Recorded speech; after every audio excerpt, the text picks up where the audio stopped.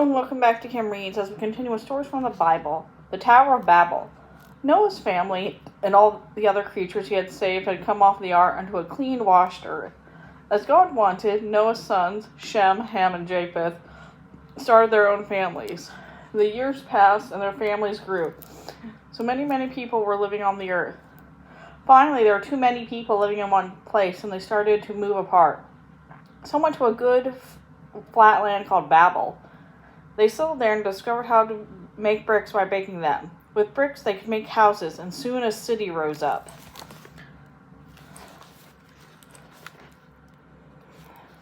But the people of Babel worried that they were not famous and well known to people in other lands. They decided to use their bricks to build a tower, a very tall tower that would make them famous and bind them together as a people.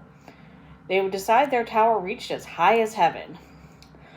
Work started on the tower, and as it got taller and taller, God took notice of it. He also heard that the tower was intended to reach into heaven. That was too bold. God could easily have stopped the building through force. He could have hurt or killed the Babylonians for making him angry.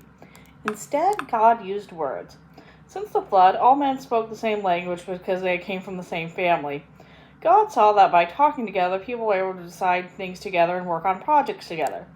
He also saw that building the tower would not end the people's boldness. They would go on to make other selfish plans that would anger God. God stopped the building of the tower by making people speak different languages. Suddenly they found they couldn't understand one another. They couldn't make plans together. One man didn't know what another man wanted, so they could no longer work together. They just babbled. Now at God's direction, people of one language moved together in one area. Other people who spoke in a different language moved away to their own lands. The work on the tower stopped. From then on, the tower stood unfinished.